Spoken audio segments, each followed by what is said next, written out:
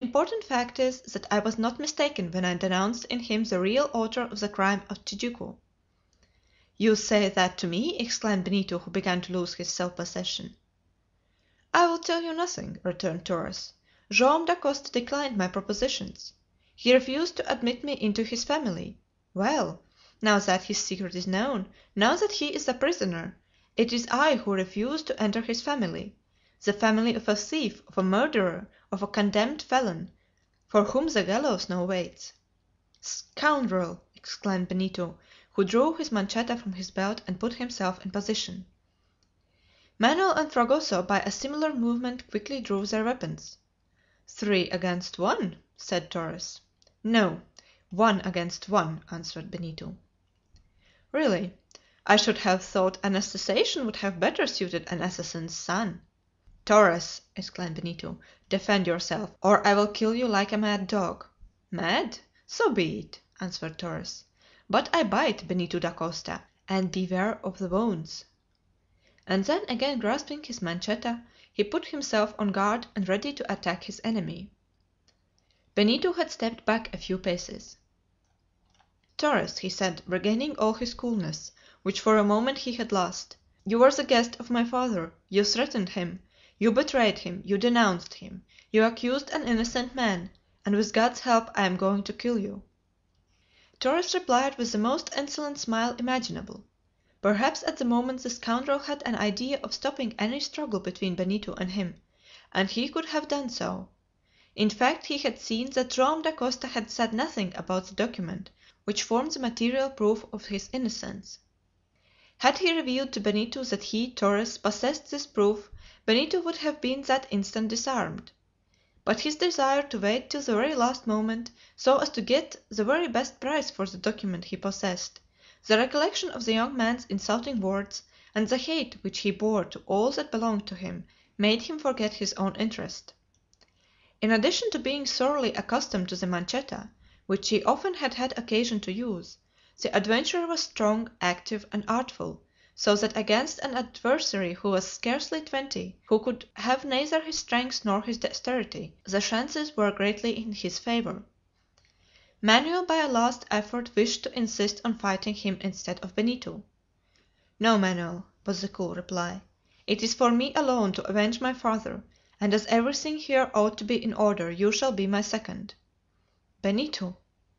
"As for you, Fragoso, you will not refuse if I ask you to act as second for that man." "So be it," answered Fragoso, "though it is not an office of honor. Without the least ceremony," he added, "I would have killed him like a wild beast." The place where the duel was about to take place was a level bank about 50 paces long, on the top of a cliff rising perpendicularly some 50 feet above the Amazon. The river slowly flowed at the foot and bathed the clumps of reeds which bristled round its base. There was, therefore, none too much room, and the combatant who was the first to give way would quickly be driven over into the abyss. The signal was given by Manoel, and Torres and Benito stepped forward. Benito had complete command over himself. The defender of a sacred cause, his coolness was unruffled, much more so than that of Torres, whose conscience, insensible and hardened as it was bound at the moment to trouble him. The two met, and the first blow came from Benito. Torres parried it. Then they jumped back, but almost at the same instant they rushed together, and with their left hands seized each other by the shoulder, never to leave go again. Torres, who was the strongest, struck a side blow with his manchetta which Benito could not quite parry. His left side was touched, and his poncho was reddened with his blood. But he quickly replied, and slightly wounded Torres in the hand. Several blows were then interchanged, but nothing decisive was done. The ever silent gaze of Benito pierced the eyes of Torres like a sword blade thrust to his very heart. Visibly the scoundrel began to quail. He recoiled little by little, pressed back by his implacable foe, who was more determined on taking the life of his father's denouncer than in defending his own.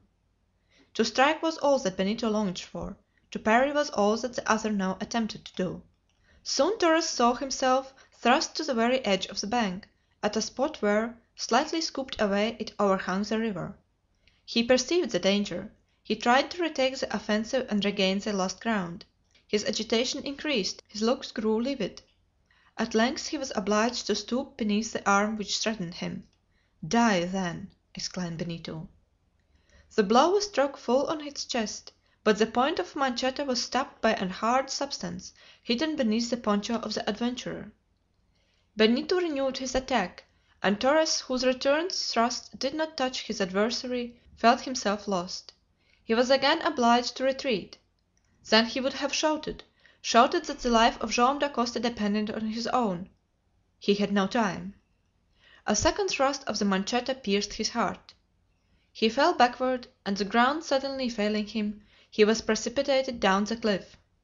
As a last effort his hands convulsively clutched at a clump of reeds, but they could not stop him, and he disappeared beneath the waters of the river.